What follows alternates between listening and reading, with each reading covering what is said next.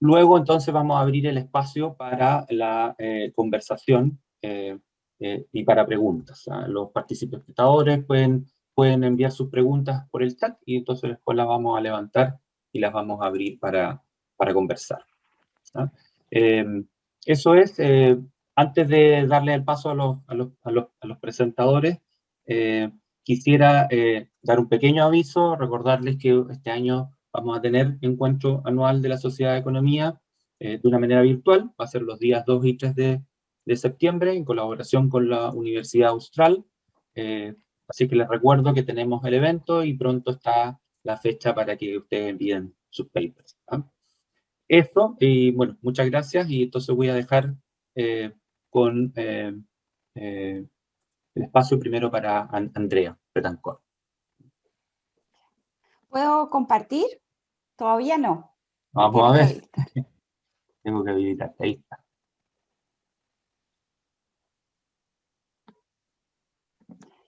Ya, ahí se ve, ¿verdad? Sí. Ya. Voy a sacar las caritas. Bueno, como bien decías, Matías, mi presentación se llama Desafíos Económicos, perdón, Desafíos de la Participación Ciudadana. Estaba leyendo el nombre del seminario. Pero primero quiero agradecer, yo creo que este va a ser un intercambio muy rico, así que agradecer al directorio de la sociedad del que soy parte por esta organización, ¿no? Bueno, yo respecto a participación ciudadana, me gustaría comenzar recordando, retomando un poco lo que fue la experiencia de, participativa, ¿no?, de la ciudadanía durante el proceso constituyente del 2006. En esa instancia participaron unas 200.000 personas en 4 modalidades, digamos, las consultas individuales, los encuentros locales autoconvocados, los cabildos provinciales y los cabildos regionales. O sea, tuvo una muy buena participación. Y también tuvo un trabajo bien profesional de sistematización, donde hay publicaciones, hay un resumen ejecutivo por si se quiere revisar. Y como resultado de estas sistematizaciones apareció muy claramente la profundización de la democracia como demanda de la ciudadanía a través de ese proceso. Digamos, la democracia directa a través de instituciones que acompañaran o fortalecieran lo que es la democracia representativa. Entonces, si uno va, por ejemplo, a los valores, que es lo primero que se destaca en la sistematización, aparece democracia como primer valor, entre el primero y el tercero, dependiendo si es consulta individual, ELA, cabildos provinciales, regionales, etcétera. Entre primero y tercero hay más menciones para participativa que para representativa. Cuando vamos a institución aparece en primer lugar en todas las instancias, es decir, en las 4 modalidades, plebiscitos, referendos y consultas. Entonces yo creo que ese antecedente es importante. ¿Qué otro antecedente me parece importante de tener en cuenta? Hoy día, si uno revisa candidatos y candidatas, lo que se está conversando, al menos por parte de una proporción de candidatos y candidatas, es el derecho a la participación como posible, digamos, como una demanda a quedar instalado en la Constitución, y luego mecanismos institucionales para eso, y también en la línea de lo que fue el proceso participativo, lo que comentábamos que quedó en la sistematización, plebiscitos, referéndum, consultas. Además, el tema de la participación ciudadana en estos meses está en el tapete porque va a quedar reglamentado, ¿no? Es de los primeros temas que se van a discutir una vez que se instale la convención. Es importante que esto suceda además de la manera más transparente posible. Ya tenemos el antecedente que 200.000 personas participaron en el anterior, posiblemente después de todo lo que ha pasado desde octubre de 2019, ahora podría haber una participación más importante. Es importante esa participación, legitima el proceso constituyente, y hay que considerarla como que digamos, de evitarla o de tener una participación débil, podría haber una frustración posterior. Ahora, la participación, por supuesto, requiere organización, trabajo técnico, sistematización, y para eso se requiere presupuesto. Y en términos de eso me parece interesante, de nuevo, recordar cómo fue el proceso del 2016, porque ahí hay un antecedente de metodología, hay un antecedente de presupuesto, y bueno, en vistas a que estamos a puertas de esto, tener ese antecedente me parece relevante. Entonces, por todo esto que está pasando, por los antecedentes que tenemos, porque sabemos que fue una demanda, porque es una demanda que está ahora en el debate con vista al reglamento, yo creo altamente probable que en la nueva constitución mecanismos e instituciones de este tipo van a quedar. Y más si con éxito se concreta una convención con participación activa y conducida, digamos, técnicamente sistematizada, a eso me refiero. Entonces, ese antecedente va a servir también para que los mecanismos de los que estamos conversando queden instalados en la Constitución. Sobre ese supuesto me baso, y en ese sentido quiero hacer el tomar la pregunta de cuáles son los desafíos que desde la economía o la política pública, digamos, quizás podemos darle un poco de reflexión. Los mecanismos, como decía, que probablemente queden, o sea, que están en la literatura. De hecho, en América Latina casi todos los países tienen algún tipo de estos instrumentos, más que Chile, digamos, que tiene alguna cosa comunal, muy excepcional o convocado por el presidente, pero sí tienen otros países una variedad más grande, ¿no? Entonces, ¿qué es lo que puede llegar a quedar? Plebiscito a nivel nacional, regional, comunal, referéndum, iniciativa popular de ley, y eso serían innovaciones para Chile. Entonces, yendo al desafío económico, ¿qué es lo que va a quedar en la Constitución? Van a quedar las etapas, van a quedar los umbrales y van a quedar las materias.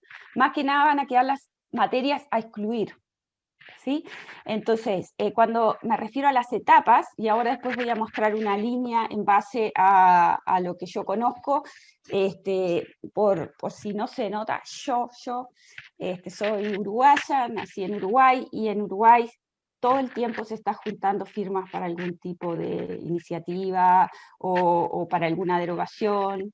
Entonces, como que estos son, pongo de ejemplo las etapas y los umbrales que yo conozco, pero por ejemplo, para iniciativa popular de ley, que se junten firmas del padrón electoral, un 2%, ese 2% presentado en la Corte Electoral, digamos, en la instancia correspondiente, lleva una consulta, esa consulta tiene que tener más de 25%, y eso lleva a un plebiscito. En Uruguay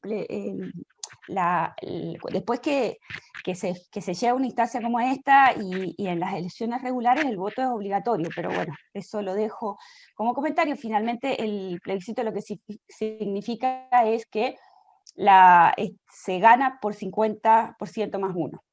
Si estamos hablando, por ejemplo, de iniciativa popular de ley, hay otra alternativa, y es que inmediatamente se salta en la etapa de la recolección de firmas del 2%, inmediatamente se consiga el 25% de firmas del padrón, y con eso entonces se salta una etapa y se va directo al plebiscito. Ahora, ¿qué es una cosa sensible y que va a surgir cuando se converse esto? ¿Qué se excluye? Entonces, ley de presupuesto, por ejemplo, a efectos, digamos, de una consulta para derogar, se excluye. La ley de presupuesto no está sujeta a ser modificada por alguno de estos mecanismos. Eliminar impuestos. Y bueno, y esto es algo tradicional, y no debería quedar este tipo de materias instaladas como que no son modificables por iniciativas populares. Y es como los plebiscitos, o digamos estas instancias posiblemente sean a nivel nacional, regional, comunal. Yo quería poner un ejemplo. El otro día me llamó la atención una candidata que proponía que va a llevar a la convención la propuesta de eliminación de las contribuciones municipales. Entonces yo me imaginaba, bueno, si se pudiera levantar un plebiscito para eso a nivel en alguna comuna, quizás gana. Entonces o sea, me parece algo que entre las materias que hay que dejar establecido que no son sujetos de estos instrumentos, está el tema de la eliminación de impuestos. Hay otros temas que quedan a nivel legal y reglamentario, pero igual los quiero dejar mencionados, no van a quedar en la Constitución, pero después cuando se vaya a actualizar las normas para hacerse cargo de estos mecanismos, va a haber una institucionalidad, presupuestos para financiar los procesos concretos. Por ejemplo, Uruguay financia los procesos de democracia directa, pero la parte asociada a la fiscalización, digamos, de la injerencia de grupos de interés y demás, no. Y eso lo voy a hablar a continuación, pero la parte, digamos, de la ejecución de lo que es el proceso de elecciones, la revisión de las firmas, y eso tiene presupuesto. El qué y el quiénes pueden impulsar, iniciar un proceso de estos. El tema, también va a quedar a nivel de reglas, de reglamentos, legal, me imagino, los recursos que pueden asignar las partes interesadas para la promoción de su opción, o sea, cuánto dinero, cómo personas naturales, grupos de interés, como sindicatos, gremios empresariales, las propias empresas van a poder promover una posición, van a poder hacer una campaña gigante con millones de dólares, por poner un ejemplo de algo que ha pasado recientemente, en California, por ejemplo. O sea, es una pregunta para el futuro. Y bueno, y mecanismos que aseguren transparencia. Y eso va a ser a nivel legal. Algunas iniciativas, digamos, que conozco, que tengo como presente, algunos concretados y otros infructuosos, muchas veces se usan estos mecanismos para temas valóricos, aborto, derechos humanos, me refiero a la salida de la dictadura, derogación de leyes que dieron amnistías, por ejemplo, el voto de los nacidos en el exterior se ha plebiscitado, por ejemplo, en Uruguay, en algunos países latinoamericanos reelección, es decir, por reformas constitucionales, a través de plebiscitos se ha posibilitado la reelección, cuando antes no se podía, y cuáles directamente tienen efecto en la economía, y eso era lo que quería llegar. Bueno, tengo algunos ejemplos de regulatorios, y hasta hace poco se levantó una iniciativa por parte del gremio de comerciantes en Uruguay para derogar partes o casi toda la ley de inclusión financiera que el gobierno anterior impulsó, básicamente por críticas a las restricciones al manejo efectivo, al pago de remuneraciones con transferencia, que esa era una exigencia en el marco de la inclusión financiera. Como estaban contra eso, entonces levantaron firmas. Finalmente no continuó, pero es un ejemplo de una iniciativa que derogaba una ley que yo considero positiva. Reforma al Estado, hay un antecedente en Uruguay en cuanto a la derogación a través de iniciativa popular de una legislación sobre empresas públicas a principios de los 90, pensiones. Hay un antecedente de reforma constitucional para establecer reajuste retroactivo según índice medio salario en las pensiones, que ganó con una mayoría muy, muy importante. Un ejemplo de política social, la renta básica universal en Suiza, y recientemente lo que decía, que tuvo mucho financiamiento por parte de las empresas tecnológicas, la derogación de la ley que establecía un ingreso mínimo con algunos temas de protección social para los conductores de Uber que se dio en California. Entonces son temas regulatorios, de reforma de Estado, pensiones, política social, laboral, todos estos claramente, ya sea cuando se plantea derogar leyes que técnicamente pueden ser bastante, digamos, robusta, pueden derogarse, tiene una consecuencia económica, y también cuando la iniciativa popular es sobre alguna de estas materias, también tiene consecuencia económica. Entonces, ¿cuáles son los requerimientos a trabajar y presupuestar, en mi opinión, y de lo que he visto en, en lo que conozco y en lo que he leído? Bueno, se requiere profundización de la democracia, y eso, que es lo que estamos conversando, requiere refuerzo, recursos y esfuerzo técnico. ¿Sí? Un comentario aparte: a veces existe este temor de que la democracia representativa se debilita. En mi experiencia, lo que yo conozco, son absolutamente compatibles, y yo creo que al menos como es los antecedentes de Uruguay desde principios de siglo, con la institución por parte de Valle y Ordóñez, mirando Suiza, ha sido completamente compatible con la democracia representativa, y creo que la fortalece, y es una ciudadanía que está todo el tiempo hablando de asuntos públicos, mucho más que en Chile, y yo creo que eso es positivo. Ahora, se requiere, y en eso yo creo que también algunas de estas cosas no es que las haya encontrado en Uruguay, la generación de información técnica económica ad hoc cuando corresponda en momentos claves del debate.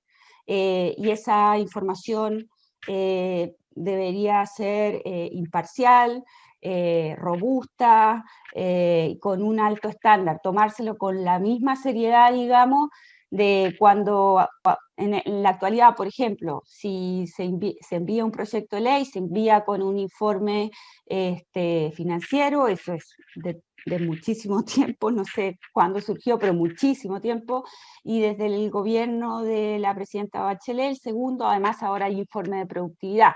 Ese tipo de documentos son un estándar mínimo, me parece, para en etapas claves, cuando ya se acerca la definición, que existan.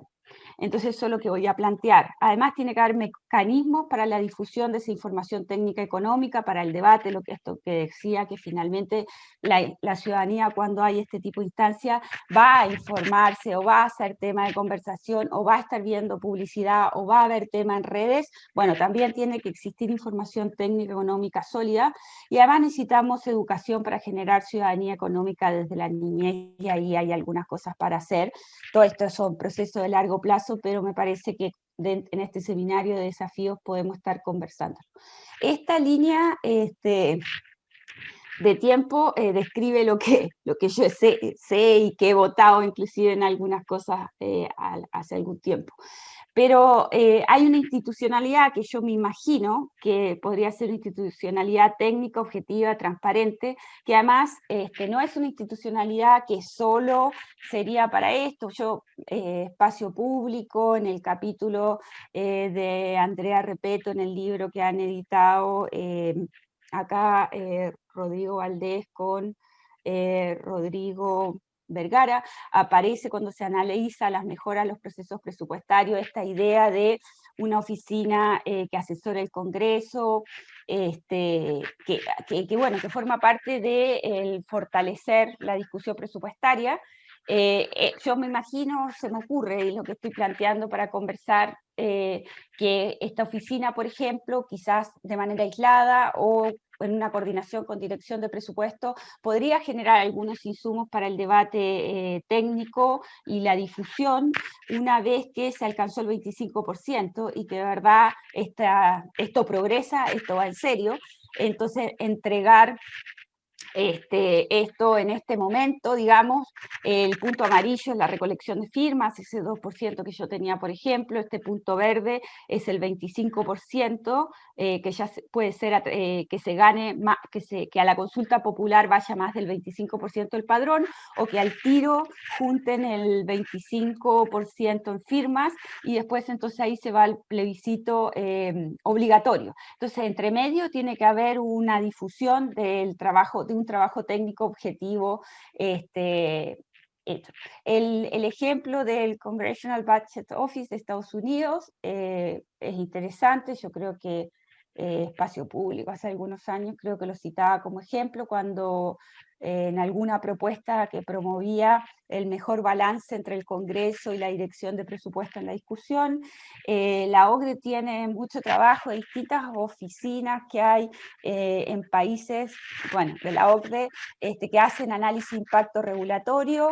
Los informes de productividad chilenos yo creo que son un antecedente interesante. Si se va a ver una iniciativa popular de ley de un tema laboral, me parece importante que haya informes como los de productividad, que se están haciendo desde hace algunos años. El otro requerimiento que existe para que tengamos una discusión económica informada con la ciudadanía, tiene que haber difusión, y esa difusión la tiene que llevar alguien adelante, tiene que ser relevante, inclusiva, cuesta dinero, tiene que ser accesible, transparente, oportuna, con alcance territorial. Es decir, tenemos estos informes, tenemos que entregarlos en una etapa cuando ya tienen el 25%, bueno, hay que difundirlos y hay que hacer llegarlos para que el debate sea informado. Y por último, la educación para la ciudadanía económica. Yo creo que este es un tema que todavía está débil, pero se han logrado grandes avances. Se incluyó en la Ley General de Educación, a partir del trabajo que se hizo en materias de inclusión financiera, pero también educación económica, en media, en los currículum, en los textos que se entregan en colegios públicos y subvencionados, el tema de la ciudadanía económica, pero todo lo que, la evidencia que tenemos, y acá, por ejemplo, hay un estudio reciente de la FEN de la Chile con ADIF, liderado por Alejandro Mico. La evidencia muestra que los profesores necesitan mayor preparación, y eso nos está faltando a pesar de que hay algunas iniciativas. Tenemos el antecedente de la coordinación que se hizo para temas de educación financiera, económica, entre ministerios, educación, Hacienda, Banco Central, muchos servicios públicos. Eso funcionó bien, pero es un antecedente importante para el tema de educación financiera, previsional y otros como protección del consumidor, pero eso que está este gobierno a llegar votado, yo creo que es un tema obviamente importante trabajar educación, pero creo que contribuiría en el largo plazo para que las próximas generaciones estén más preparadas para interpretar la información económica, conozcan cómo funciona el Estado, conozcan qué es la inflación, conozcan lo que es el Banco Central, lo que es el CERNAC. Todo eso está en el texto que se está repartiendo. El punto es que necesitamos trabajar más con los profesores. Yo creo que si avanzamos en este sentido, más buenos instrumentos técnicos para la participación cuando tengamos todos estos plebiscitos y demás, vamos a estar muy bien, y si no generamos buena información, vamos a tener muy malas campañas. Esa es mi presentación, Matías, espero no haberme pasado el tiempo. Bueno, gracias, Andrea. Vamos a dar entonces paso a Andrea Repeto, que nos va a estar hablando, me parece, de agua y minería. Buenos días. Andrea, disculpa, ¿sí? Solamente quiero decirle a la audiencia que las preguntas las vamos a dejar para el final, ¿no? Había unas preguntas para Andrea Betancourt, pero las vamos a ver al final todas las preguntas. ¿Okay? De acuerdo, muchas gracias por la invitación y también por la iniciativa de conversar de estos temas. Es importante conversar y creo que los economistas no nos podemos quedar fuera de esto. Voy a echarle el tiro la culpa a mis colegas, la Claudia Sangüesa y Rodrigo Valdés, porque lo que voy a presentar es un capítulo de este libro que mencionaba Andrea, editado por los Rodrigos, Vergara y Valdés, respecto a temas económicos de la Constitución. Y a nosotros nos tocó, era un grupo de 9 personas que nos repartimos temas y grupos de 2 o 3 tomaban cada uno de estos temas. La Claudia y Rodrigo van a hablar después de otras cosas que también están en el libro, y este grupo de 9 personas luego discutía estas distintas propuestas. Lo que yo les voy a presentar entonces fue brevemente este trabajo que hicimos en conjunto con la Claudia y Rodrigo, que por primera vez en mi vida me toca ser la primera autora, se agradece sus apellidos tardíos en el alfabeto. Estos bienes, el agua y la minería, son distintos en muchas dimensiones y por lo tanto requieren de un tratamiento especial. Uno de ellos está el sentido de que son de todos. El Estado o los chilenos, la ciudadanía completa en vocabulario constitucional, son de la nación toda. Y eso significa, por lo tanto, que hay que buscar mecanismos bien especiales para asignar quién lo va a usar, quién lo va a explotar, quién lo va a explorar, porque tiene estas características especiales. En el caso del agua, aquí estamos entre economistas, se trata de un bien rival, mientras uno lo consume es difícil que el otro lo consuma al mismo tiempo, pero al mismo tiempo en muchas ocasiones es difícil de excluir de ese uso, y este es un caso clásico con el potencial de caer en la tragedia de los comunes, en que es un recurso que se termina sobreexplotando.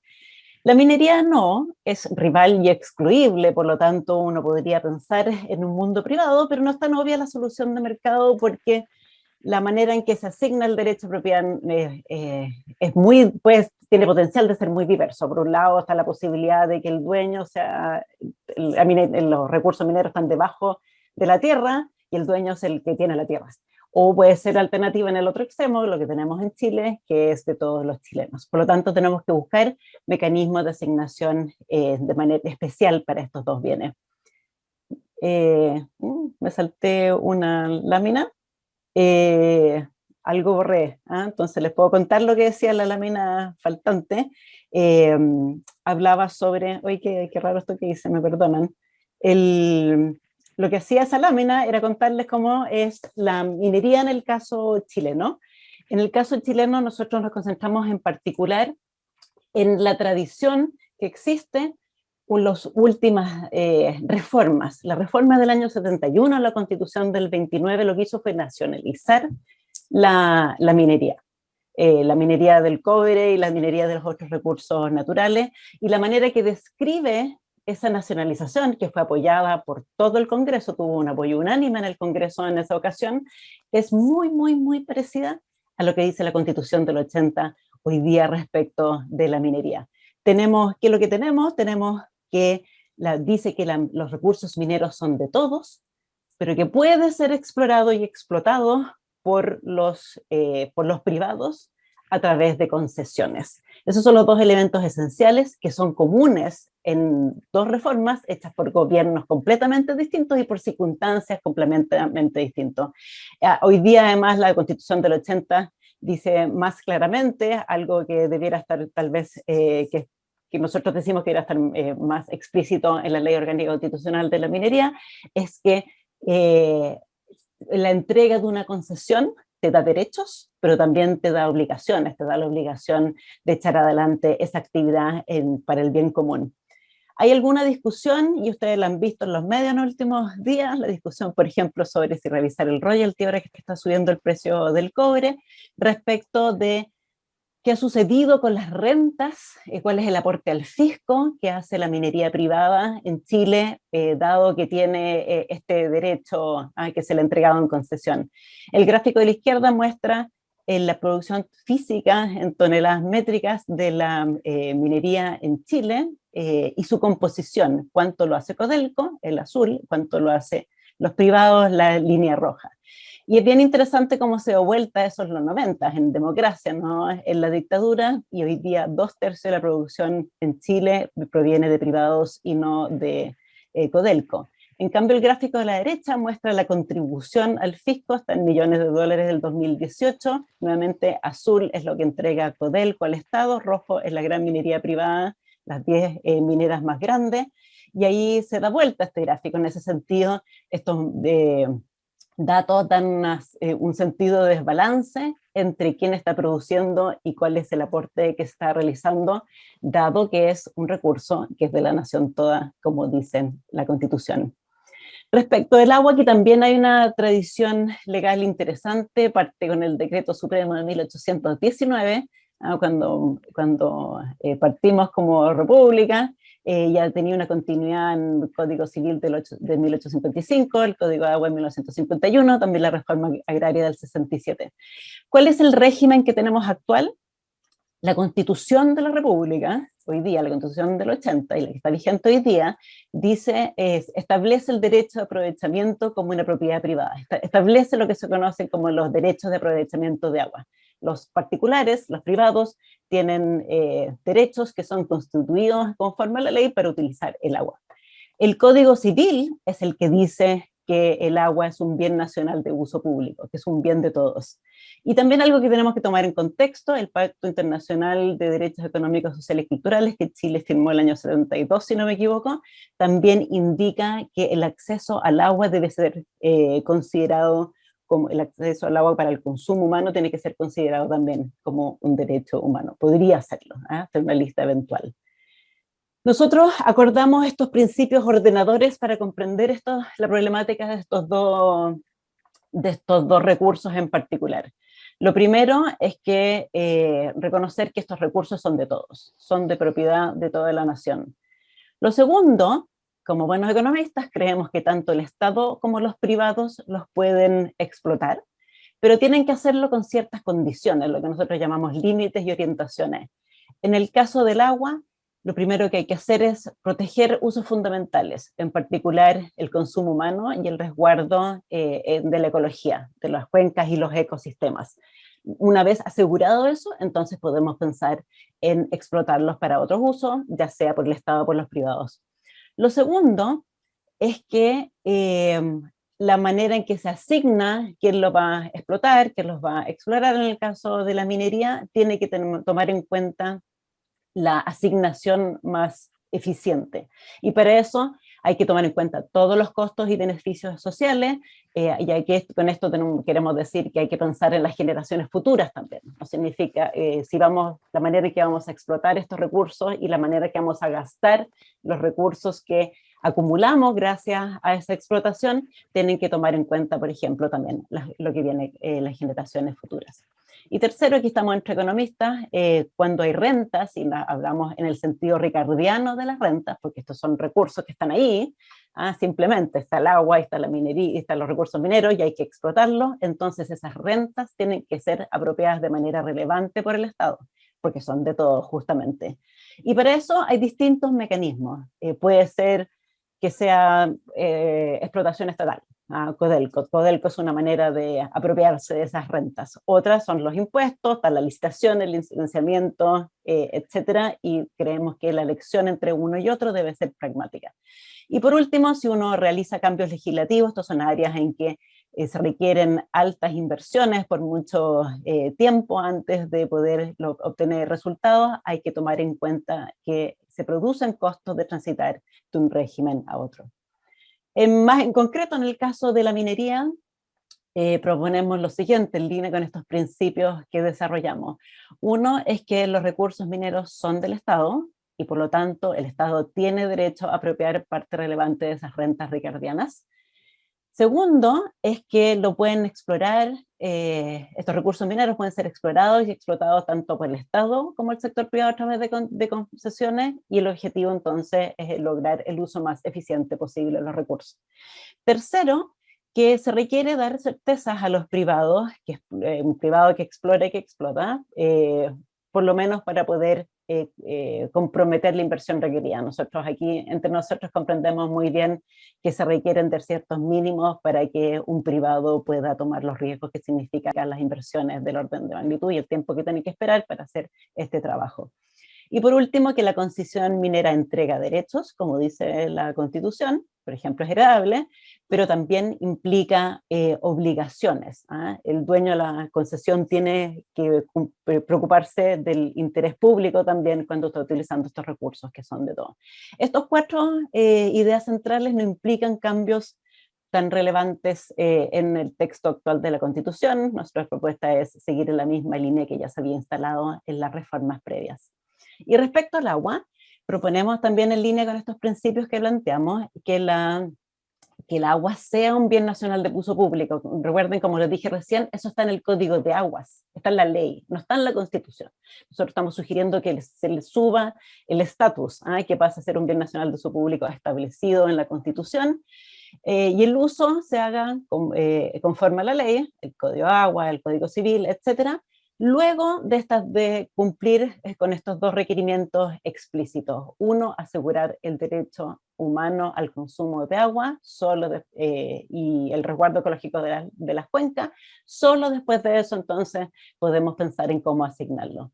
No estuvimos de acuerdo en una cosa respecto de qué hacíamos con los derechos de aprovechamiento de agua que hoy día estén en la Constitución. La Claudia y yo sugerimos que eso pase a la ley, que se saque de la Constitución y que instalaran la ley, un poquito pensando en que hemos tenido esta mega sequía de más de una década ya, o de casi una década en realidad, y que tal vez haya que hacer cambios y va a ser es más fácil hacer cambios si es que eso está en la ley y no en la Constitución. Rodrigo es de la idea, no sé si te represento bien, Rodrigo, así que tú puedes comentar después, de que esto traería incertidumbres que son innecesarias y que por lo tanto una vez que ya tienes el bien nacional de uso público en la Constitución, podrías haber logrado un balance que es más adecuado que el que tenemos hoy día. Eso es básicamente, mis disculpas por haberme borrado último minuto una lámina, pero espero que haber sido clara en explicarla. Muchas gracias. Muchas gracias, Andrea. De nuevo, las preguntas las vamos a diferir al final. Ahora entonces va a presentar Claudia Sangüesa, nos va a hablar de los derechos sociales.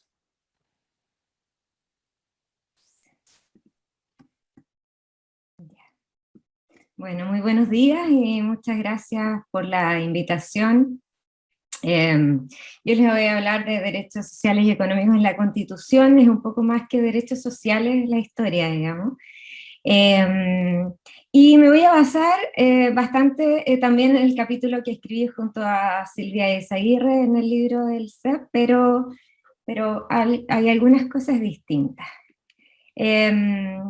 En la estructura de la presentación, primero voy a hablar un poco de las dimensiones constitucionales para situar el tema de los derechos sociales y la dimensión económica de eso, las definiciones, digamos, de esto, tipos de diseño, de cómo se establecen estos derechos en las constituciones, alguna evidencia comparada, argumentos a favor y en contra, finalmente, ¿qué tenemos hoy día en la Constitución? Y cuáles son como las proyecciones acerca de la discusión que se va a dar, o que se está dando, digamos, en este ámbito, ¿sí? Entonces, esto es un poco mío, digamos, pero yo veo en la Constitución como tres dimensiones, ¿sí? Hay una dimensión política, que es la dimensión como de la democracia, cómo se organiza, cómo se toman las decisiones, el sistema electoral, el sistema político, la organización político-administrativa, ciertos los niveles de descentralización, y eso afecta de todas maneras ciertos ámbitos económicos, por ejemplo, la iniciativa presidencial exclusiva en materia de gasto público, está medio raro escrito eso, el proceso presupuestario, la forma del Estado, entre otras. Está la dimensión social, que es el ámbito de los derechos estos,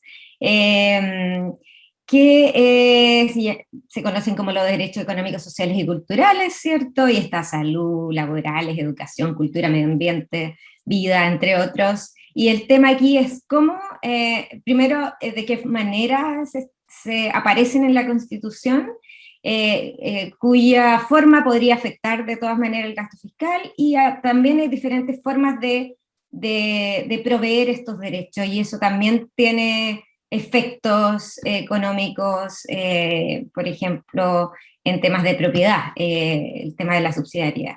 Y finalmente la dimensión económica propiamente tal, que están los temas de propiedad privada, Banco Central, Bien Nacional de Uso Público, y hay entre otros. Entonces yo me voy a enfocar en la parte social, digamos, los derechos, y entonces vamos a mirar esas dos cosas, ¿cierto? Las formas de constitucionalización y las diferentes formas de provisión. Desde el punto de vista jurídico, de hecho, un derecho, y así te lo dicen todos los abogados, es exigible legalmente, o sea, es un derecho si es exigible, en el fondo, ¿sí? Un derecho es un título sobre algo que está protegido legalmente y supone una obligación que debe poder exigirse legalmente. Eso es un derecho. Si no, no es un derecho, te dicen muchos abogados, ¿sí? Entonces, en ese sentido se hace importante, digamos, la forma en la cual están establecidas en la Constitución y si tienen tutela. Ese es un ámbito de conversación. Ahora, estos derechos no siempre han sido, no siempre han aparecido en las constituciones, algo relativamente reciente, aparecen después de la Segunda Guerra Mundial con el Pacto Internacional de Derechos Humanos, de Derechos Económicos, Sociales y Culturales, en 1966, más bien impulsado por la ONU, ¿cierto? y ha sido ratificado por 167 países, y entre ellos Chile, ¿sí? Ahora, ¿deben estar en la Constitución? ¿Cómo deben estar? ¿Cuáles son las consecuencias de cada diseño? Y esos son los tipos de diseño, ¿ya? Hay países donde están establecidos en la Constitución los derechos y son judiciables. Colombia, Brasil, España, por ejemplo. Hay países donde en realidad hay un principio rector en la Constitución. No están los derechos como listados, sino que hay un principio rector donde aparecen esos derechos y se obliga, digamos, al Estado a gradualmente ir cumpliéndolos. Hay sistemas mixtos constitucionales, ¿cierto?, donde hay algunos derechos y otros no. También Alemania no solo tiene principio rector, sino que hay además algunos derechos constitucionalizados. Y hay algunos países donde no están presentes para nada, ¿sí? Canadá, Estados Unidos, Nueva Zelanda y Australia, por ejemplo. Algunos países nórdicos también. En general hay argumentos, esto de la judiciabilidad, digamos, hay argumentos a favor y en contra de esto. Primero, el hecho de que a favor, digamos, de judicializarlos, primero es un tema más normativo, ¿cierto?, que tiene que ver con el resguardo de esos derechos, básicamente, porque es el argumento más jurídico, ¿cierto?, si están ahí, entonces son exigibles, y eso hace que haya un mensaje de que hay un resguardo por la dignidad humana de las personas. Después, se han utilizado en muchos países como un elemento de superación de ciertas situaciones de crisis sociales, situaciones históricas de discriminación, en el caso de Sudáfrica, por ejemplo, y aparecen entonces como estos nuevos consensos históricos. Y también otra de las cosas positivas que tiene es que hay efectos inclusivos en grupos tradicionalmente marginados, entre ellos mujeres y grupos minoritarios, ¿sí? Pero hay algunos argumentos en contra. Uno es que puede estrechar la esfera democrática, en el sentido de que como ya están en la Constitución, bueno, entonces no hay mucho más que hacer, básicamente. Es un poco lo que también ha pasado en Chile, ya lo vamos a ver eso. Se puede sobrecargar la capacidad del Estado y la solvencia económica, dependiendo, ¿cierto?, de cómo estén definidos, ¿cierto?, cómo se van a proveer, ¿cierto?, pero eso podría pasar. No son una garantía para poder gozar de ellos. En el fondo, el hecho de que estén ahí presentes y judiciables no significa que todos vayan a cumplirse efectivamente, y eso sí puede traer consecuencias negativas en términos de la credibilidad de la misma Constitución y lo que esta en realidad puede hacer. Y por otra parte, podría exacerbar efectivamente la judicialización de estos derechos, y eso causa presión sobre el sistema judicial, ¿cierto? Además, las decisiones de los tribunales empiezan a tener implicancias presupuestarias. Se pueden producir inequidades, porque no todos los individuos van y reclaman estos derechos. Podría darle a alguno, pero no a todos, ¿cierto? Y la decisión de los jueces podría percibirse como antidemocrática. La evidencia comparada indica que ha ido como gradualmente un aumento de la constitucionalización de los derechos económicos y sociales. Entre el 2002 y el 2016, 2 de cada 3 constituciones promulgadas garantizaron al menos una dimensión de los derechos sociales. América Latina es la región con el mayor número de derechos económicos y sociales constitucionalizados y judiciables. Hay un caso emblemático que es el de Colombia, donde hay además cientos de miles de requerimientos en las cortes, ¿cierto? Y los países con tradición de ley civil, como el nuestro, como Chile, tienen más probabilidades de tener presentes y judicializables los derechos, ¿sí? Más que los países con la ley común law, como son Estados Unidos, los otros países que nombré antes, ¿sí? Ese derecho es una distribución de los tipos de presencia de estos derechos, si están presentes, si están judiciables o aspiracionales. Entonces, en algunos, o sea, en estos están presentes. Por ejemplo, en el 80% de los países que analizaron Jung, Hirschfeld y Rosenberg 2014, estaba presente el derecho a la educación, está en 55% era judiciable de ese 80% y 25% aspiracional. Y así, sindicalización, salud, seguridad social, o sea, aquí presentes varios, no todos judiciables, pero presentes muchos. América Latina además tiene más incidencia de esto, o sea, en América Latina 100% de los países está presente el derecho a la educación y así sucesivamente. Ahora, ¿qué hay actualmente en la Constitución? Bueno, en la Constitución del 80 hay como, primero hay un tema con el rol del Estado, ¿cierto? En el artículo 1, en el inciso 4, dice el Estado está al servicio de la persona humana y su finalidad es promover el bien común. En el artículo 5, en el inciso 2, dice es deber de los órganos del Estado respetar y promover tales derechos garantizados en la Constitución, así como por los tratados internacionales ratificados por Chile que se encuentren vigentes. Entonces aparece un rol del Estado de promoción. También hay un capítulo, el capítulo 3 de los derechos y deberes constitucionales, donde están casi todos estos derechos en la Constitución. Entonces está el derecho a la educación, a la salud, a la seguridad social, ¿cierto? Etcétera, etcétera.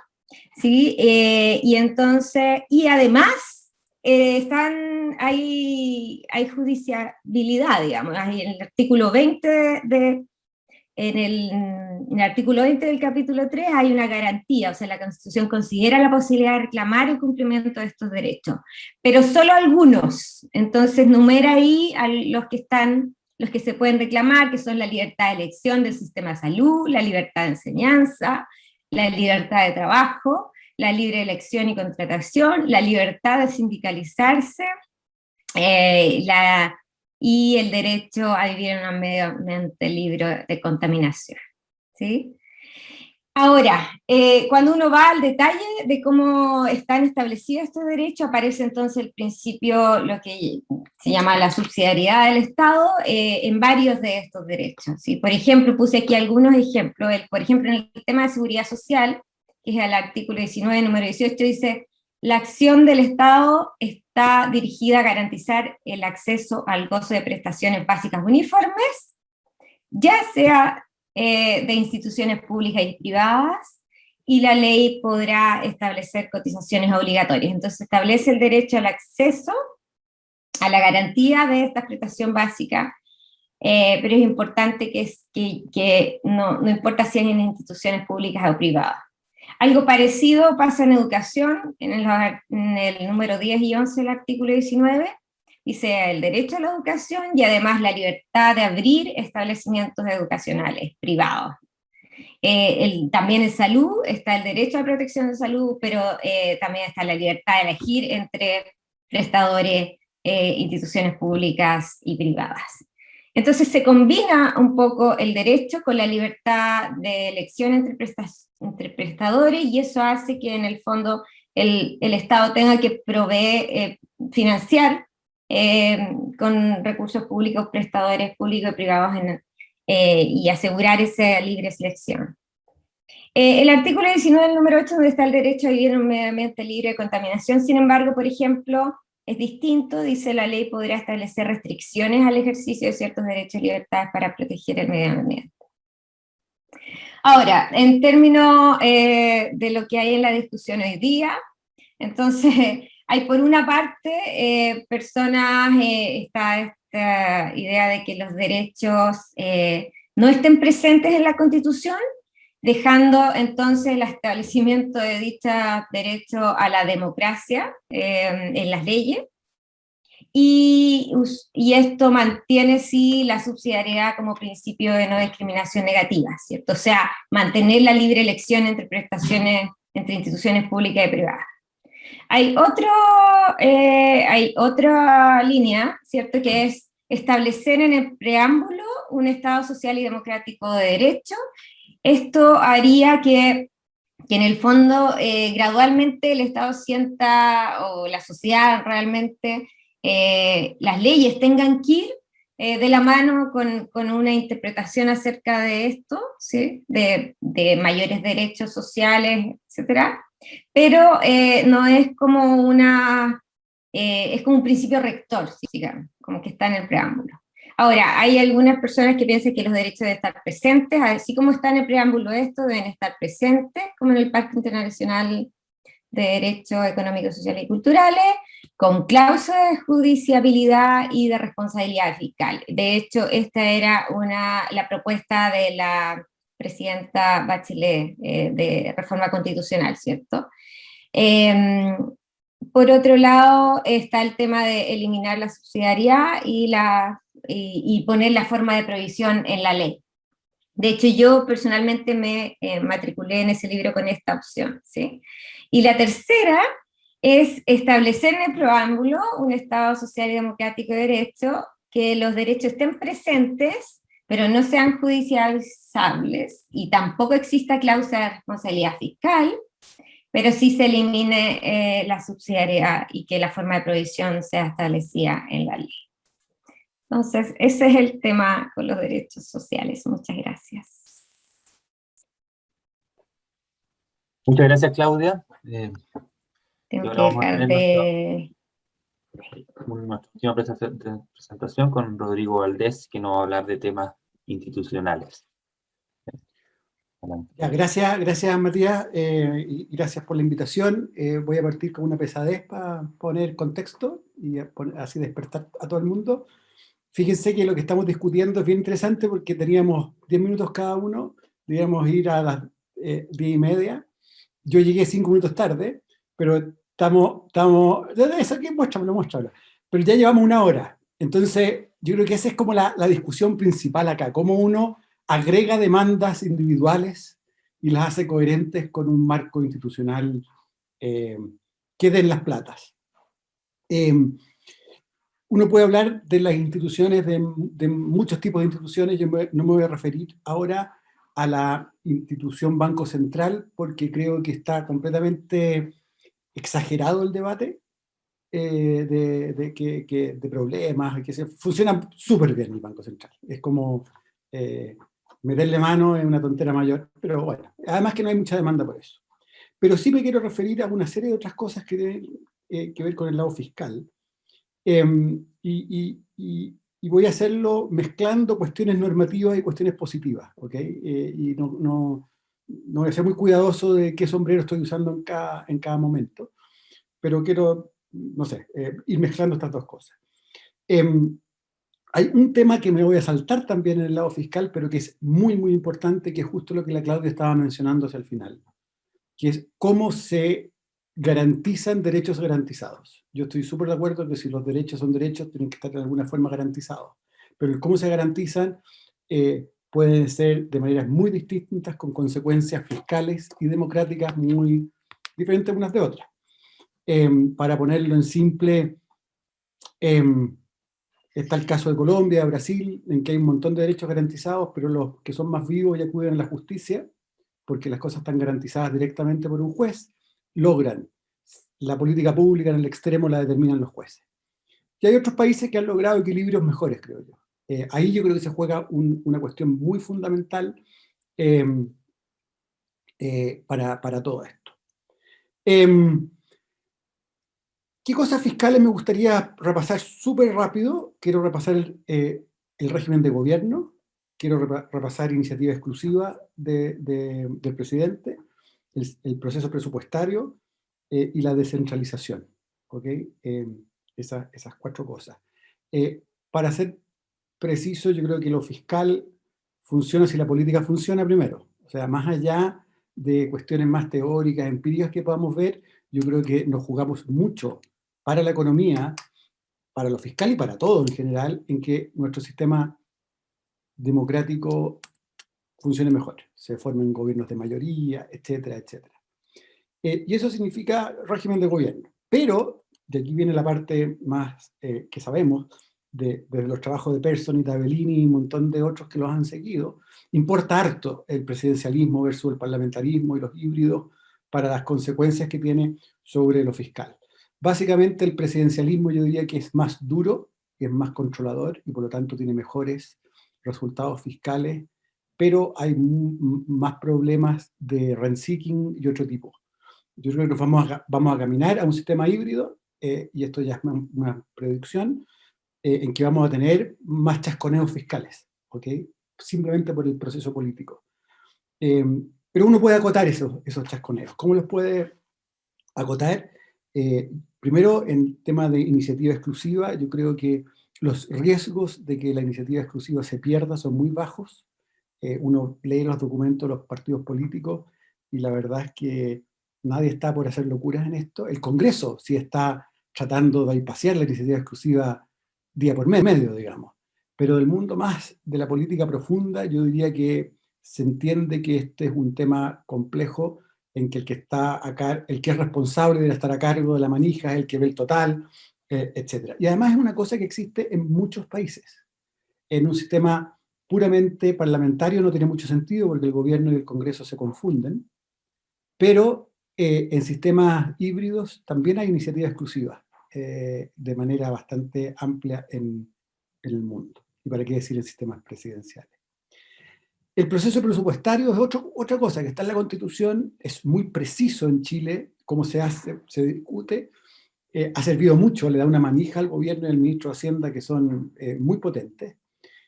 Yo creo que vamos a tener que ablandar un poquito o compartir más, digamos, el sartén del mango con el Congreso. La Andrea escribió un capítulo con Sebastián Claro sobre esto. No sé cómo la Andrea chasconeó bastante a Sebastián en ese capítulo, pero trajeron varias cosas interesantes. Yo creo que van más allá de lo que yo haría, pero sí hay que considerar que hay cosas que son muy fuertes. Por ejemplo, que valga el presupuesto que manda el Ejecutivo si es que no se aprueba. La verdad es que era mandar el anterior. Quizá hay que darle más tiempo de discusión. Y así, hay varias otras cosas que uno puede, llamémosla, entre comillas, democratizar más o compartir más el poder del proceso presupuestario, pero con un cuidado enorme. O sea, el total cae en iniciativa exclusiva, nadie puede estar haciendo redistribuciones de plata de gastos por una vez a gastos permanentes, uno puede hacer varias aprietes que son importantes. Entonces, ese yo creo que va a ser una discusión interesante, en que yo creo que hay espacio para buscar mecanismos que sean mejores. Y déjeme terminar con descentralización. Y en descentralización, yo creo que vamos a tener avances bien notables ya estamos teniendo con la elección de gobernadores, ¿no? Pero la fuerza de la demanda por descentralización y lo centralizado que somos son ambas cosas muy fuertes. Por lo tanto, yo imagino que va a haber mucho convencional empujando estas ideas. Y ahí yo diría que las preguntas centrales del lado fiscal son, primero, por lejos, si los gobiernos regionales se pueden o no endeudar. Quiero volver al tema de la deuda en un segundo. Yo creo que va a haber que dar la posibilidad de que pongan impuestos adicionales a los impuestos nacionales. De alguna manera va a haber que estructurar una manera de que haya cierta democracia local. Tiene costos y beneficios eso, pero tiene algún sentido de que haya la posibilidad de, si una comunidad quiere tener un impuesto más alto para financiar más bienes públicos, lo tenga. Pero eso evidentemente abre la puerta, entonces si tengo ingresos puedo endeudarme. Y eso es muy complicado. Yo uso el ejemplo de cuando uno sale a comer con amigos y la cuenta se divide por per cápita o se divide según lo que cada uno consumió para entender bien cuáles son los problemas de los incentivos de esto. Y la evidencia internacional es brutal. O sea, en Estados Unidos se prohibió el endeudamiento de los estados y tienen balance budget básicamente, por ahí por los 1850, después de una crisis fiscal brutal, después de la guerra civil, de la guerra de independencia, ellos habían garantizado básicamente desde el gobierno central las deudas. Brasil tiene un montón de historias de esto, brutales también, de problemáticas, y por lo tanto pongámoslo de esta manera, yo me cruzo en la línea férrea de este tema. Creo que es un tema demasiado peligroso para dejarlo pasar. Y después hay temas un poquito más laterales en regionalización, pero que son muy importantes, que rigidizan las cosas. Está el caso de coparticipar, ¿Qué significa coparticipar? En el fondo poner en la ley, en la Constitución, que los estados son dueños de una parte de lo que el gobierno central recauda o gasta. En la parte de recauda es un no, ¿ok? Argentina hace eso. Los estados tienen derecho sobre una parte de la recaudación. El problema de eso es que si uno quiere hacer un ajuste fiscal aumentando la recaudación, controla una parte más pequeña de la recaudación y los estados se gastan lo que se recaude. Entonces se pierde mucha flexibilidad. Por el lado del gasto es mucho más discutible. Y uno puede tener rangos en que uno dice, ¿saben qué parte de la inversión nacional debiera estar en manos de decisión de los gobiernos locales? En fin, ese es un gran tema también, la descentralización, y creo que eso, la descentralización y la tutela o la garantía de los derechos sociales son dos aspectos institucionales que son centrales para lo que viene para adelante en Chile. Quiero terminar con una reflexión un poquito más general, que también tenemos que considerar que nosotros no somos muy buenos para hacerle caso a las instituciones. Me acordé cuando la Andrea Betancor al comienzo habló de los informes de productividad, ya no existen. ¿Okay? El gobierno dejó de hacerlo simplemente. Y no ha cambiado, creo, el decreto que los hizo. Quizás lo cambió, pero lo cambió por otra cosa que hizo Valente. Pero tampoco se hacen esos. ¿Okay? De hecho, el gobierno mandó un proyecto de ley de aumento de las pensiones, de la ampliación de las pensiones básicas solidarias y del aporte provisional solidario, sin el informe del Consejo Provisional que está en la ley, ni siquiera es un decreto. Entonces, creo que tenemos que tener harto cuidado en que nuestra tradición legalista también se ha ido como perdiendo un poco. Luego en el Congreso, para no pegarle solo al gobierno, la iniciativa exclusiva, como mencionaba antes, ya parece, no sé, no es muy binding, digamos. Entonces, yo creo que también tenemos que trabajar mucho más en los incentivos que se generan con las reglas, más que suponer que las reglas se van a cumplir al pie de la letra, porque estamos viviendo una dinámica social que la hace un poquito más difícil. Termino ahí en 9 minutos exactos, Andrea Repeto. Lo adelantaste. Ahí tenemos el control popular, ¿no? Oiga, muchas gracias a todos y todas por su presentación. La verdad es súper interesante, nos abren un espectro de temas para discutir enorme. La verdad que nunca va a haber espacio, como dice Rodrigo, para conversar todos estos temas. Pero vamos a tratar de recoger un poco las preguntas primero de la audiencia, si nos queda un poco de tiempo, algunos temas que me pareció relevante recoger a partir de las presentaciones. Voy a partir con dos preguntas para Andrea relacionados las voy a juntar un poco las dos, que tienen una que ver con los plebiscitos y los mecanismos de participación, y qué condiciones deberían ponerse para que no se abuse de estos mecanismos. Que terminemos llenos de plebiscitos por cosas relativamente menores en términos de su impacto. Y lo otro que tiene que ver con el efecto que tienen los mecanismos y cómo estos procesos generan o no efectos vinculantes y no simplemente después son dejados de lado por los políticos y no son tomados y llevados a cabo. Entonces, un poco había dos preguntas, las estoy juntando. Andrea, Sí. a ver. Bueno, es que respecto a la primera, yo creo que lo más importante y urgente ahora es determinar qué temas no pueden ser sujetos a estos mecanismos. Y los que yo ponía ahí son como que bien claros, pero igual eso hay que tenerlo bien claro. Y después todo lo que proponga la ciudadanía, bueno, para la ciudadanía es razonable, entonces uno no es quien para dejarlo afuera. Ahora, muchas veces no llegan a las firmas, porque llegar con las firmas al 2% del padrón electoral o al 5%, y eso es materia del debate constitucional, cuáles van a ser los umbrales que se van a poner. Entonces, no es tan sencillo que se llegue. Muchas veces, yo dije, muchas veces se están juntando firmas por distintos grupos de interés para distintas cosas, pero no llegan nomás. Y en el caso de Uruguay, por ejemplo, eso es de costo del grupo que está juntando las firmas. Ahora, después que llegan, sí, hay que tener un presupuesto presupuesto para hacer una consulta popular para ver si llegan al 25% del padrón, por poner ese ejemplo concreto. Hay otros países que lo hacen de otra manera. Eso no es realmente caro. Después, si hay que ir al plebiscito, eso está en otra elección, es una papeleta adicional. Lo que es caro es el resultado. Cuando tú tienes una ley de repente que tiene un costo fiscal importante. Eso es lo caro.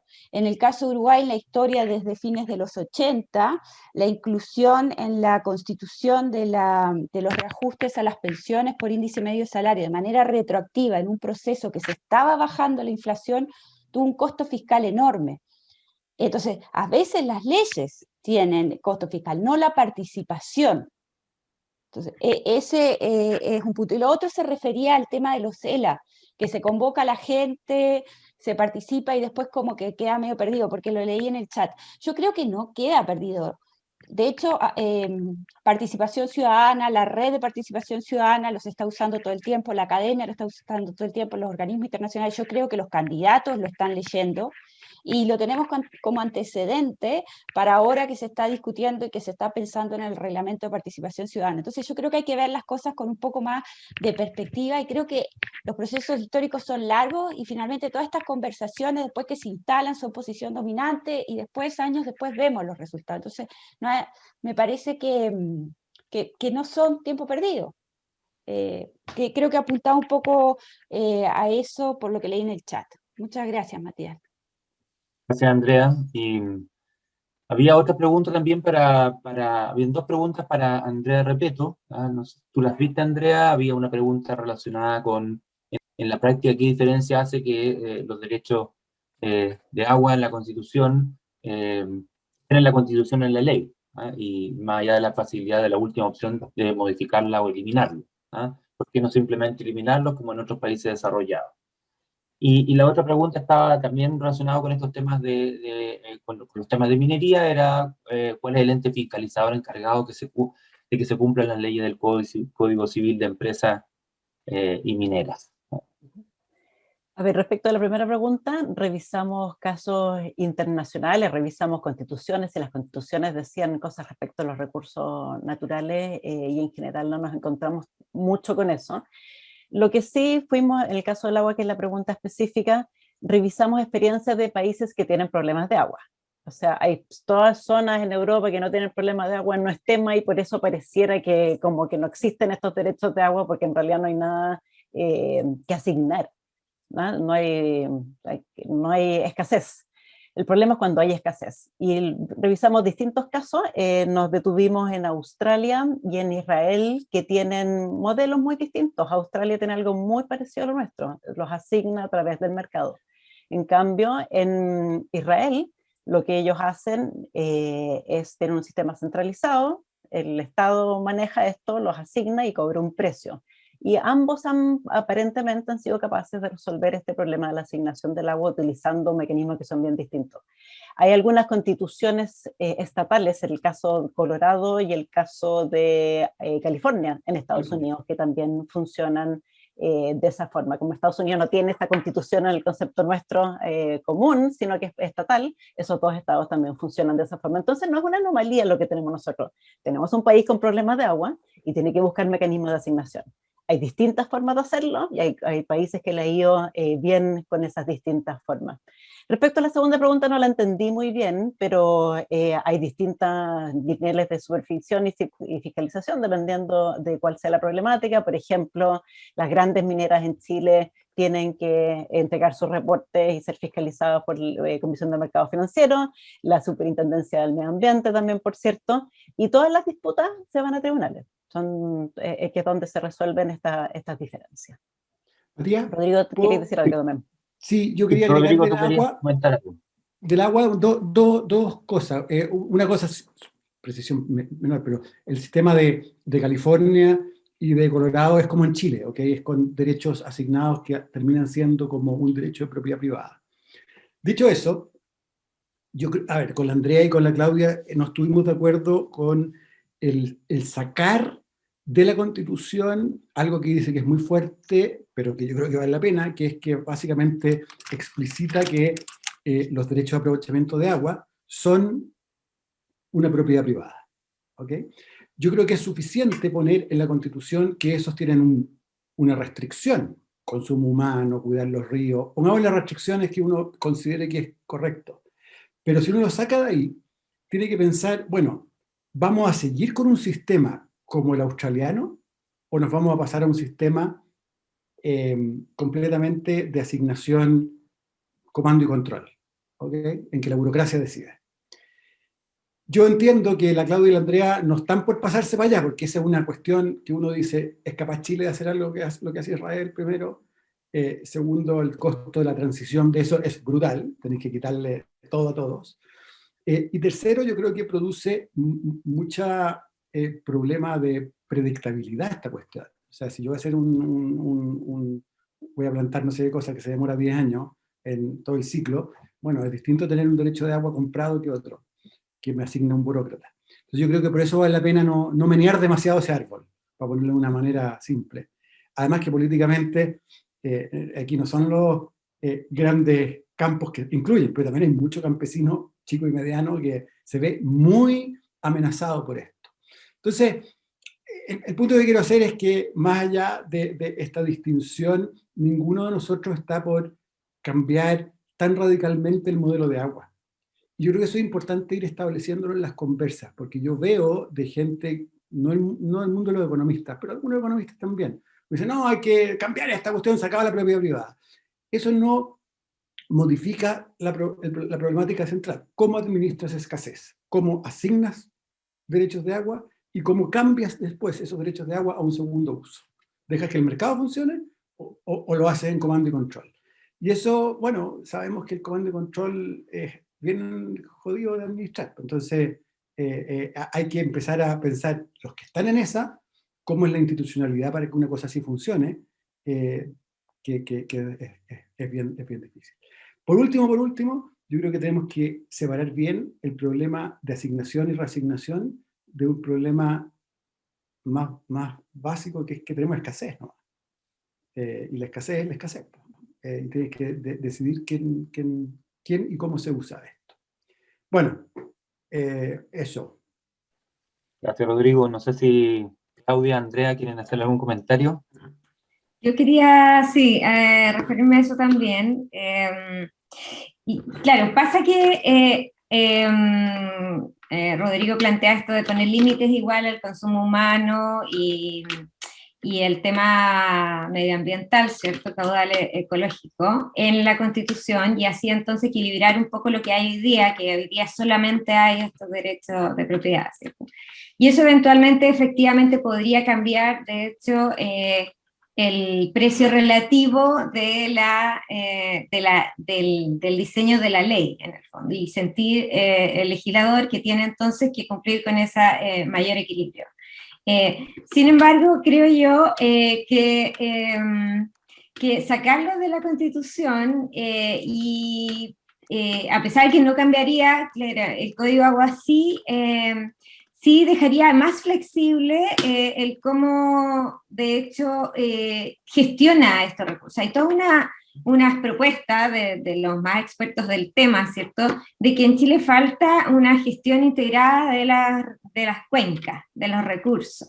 Y eso ha sido difícil de implementar en el marco constitucional actual, porque es muy libre mercado, en el fondo, y se necesita más Estado, básicamente, más institución pública más que Estado, más gestión integrada. Eso se tiene que hacer públicamente de alguna manera. También hay, por ejemplo, en la ley ahora un caudal ecológico, pero no tenemos información, no se ha hecho eso, entonces tampoco se ha calculado, no hay como inversión pública para saber científicamente, bueno, cuál va a ser el caudal ecológico. Lo mismo pasa con el consumo humano. Entonces, creo yo, y creo que Andrea también piensa eso, como que sacarlos también permitiría entonces también cambiar un poco el peso en la ley de la responsabilidad que tiene el Estado de también poder gestionar este recurso de manera también que se aseguren estas otras límites. Eso. Gracias, Claudia. No sé, Andrea, ¿tú querías decir algo? ¿No? ¿No? Ya. Bueno, vamos a súper interesante el tema, pero quiero traer una pregunta más al menos, porque estamos ya cerca del cierre del tiempo. Menos una pregunta más del público. Había una pregunta para Claudia respecto... a ver, ¿dónde está ahora tu... Aquí está. Tiene que ver cómo se explica en países más desarrollados y conocidos por su nivel de vida los derechos de las personas, como por ejemplo los países nórdicos, a Canadá, Nueva Zelanda, no indiquen los derechos en su constitución, y países que sí consideran una gran cantidad de derechos en la constitución, como Colombia, tengan tantos problemas hoy en día.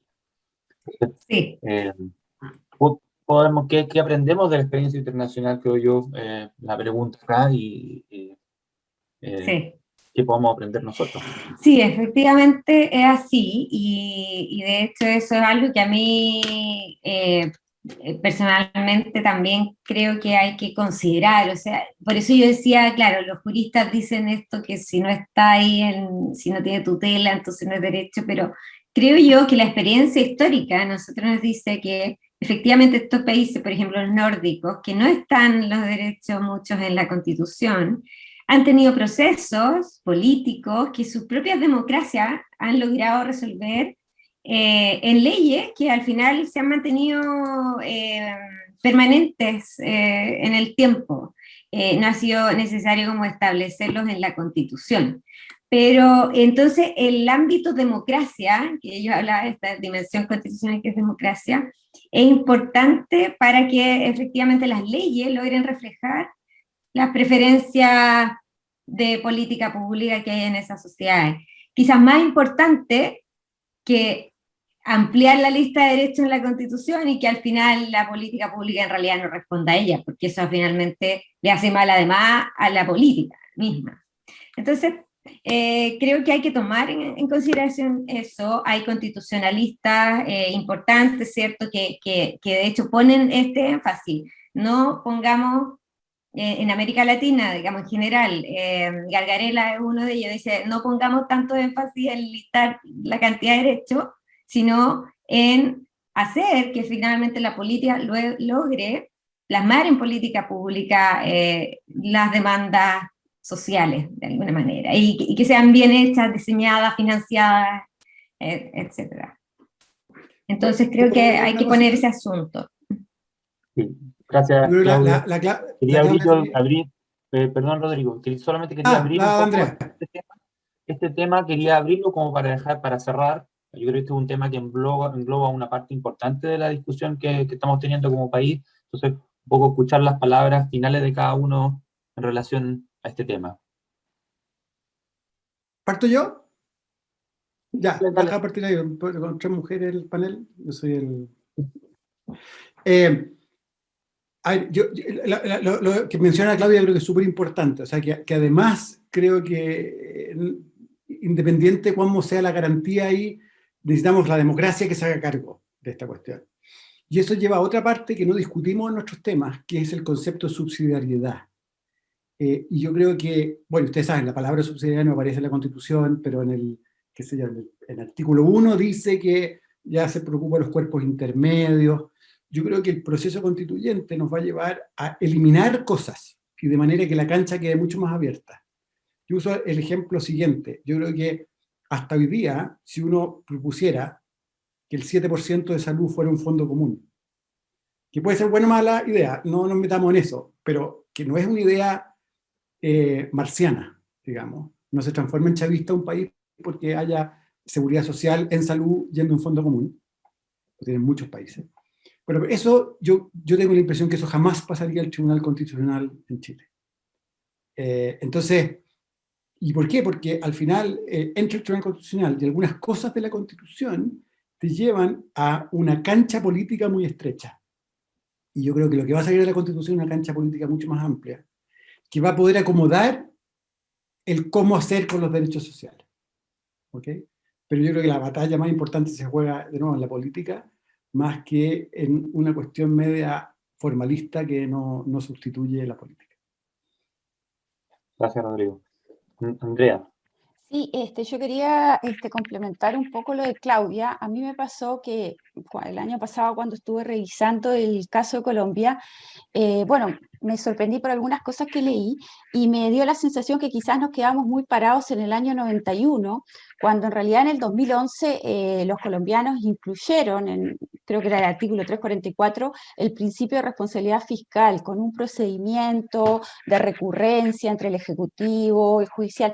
Y a partir de eso tuvieron una mejora respecto a lo que fueron los 20 años anteriores. Entonces me parece que quizás también revisar eso es interesante, no solo quedarse en lo que pasó inmediatamente después de la promulgación de la Constitución. Cuando uno mira el informe de la OCDE 2019 de Colombia, en el tema fiscal no aparece el tema de la judicialización de la salud como lo más preocupante, o sea, el tema parece controlado salvo por los riesgos del costo de los procesos de negociación de paz y la reparación a las víctimas. Y en el caso de Chile, uno lo que está viendo, y hay unos reportes del Poder Judicial que hicieron el cálculo de que por Ricardo Soto, por ejemplo, el costo individual son 8 millones de pesos en tratamientos médicos, y por los fallos de la Corte Suprema, per cápita 300 millones de pesos, en promedio. Y el mismo, no me acuerdo el apellido o exactamente la oficina del Poder Judicial que hacía todos estos cálculos, pero si me escriben lo encuentro y lo envío, pero ellos mismos dicen esto es exponencial. Entonces a veces me parece que tenemos como la idea de que si en la Constitución pasa tal cosa, entonces viene esto, y me parece que eso ya está acá.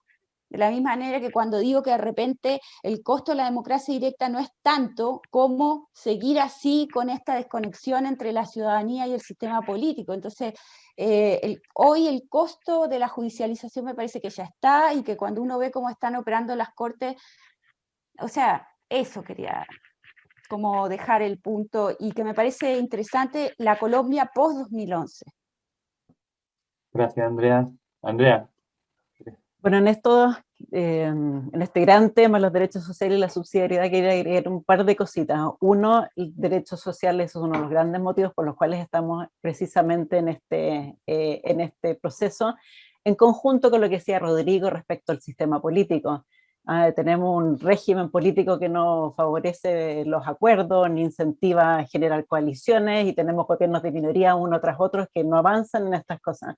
Y tenemos en el fondo toda esta problemática que yo creo que lo más grave, lo más evidente para la ciudadanía es la parte de salud, las esperas en salud de más de un año en la mediana para una cirugía o para una atención de especialidad, termina entonces reventando por otro lado, a través de ir a tribunales y que te salvaguarden otro derecho que no está, para poder recurrir a esta problemática que es tan grave y que no la vive toda la población. O sea, quienes estamos en ISAPRE, qué sé yo, no nos pasan estas cosas. Y respecto del tema de la subsidiariedad, el punto no es quién provee salud, educación, etcétera, sino que con qué reglas lo provee. Yo creo que es gran parte de nuestra problemática.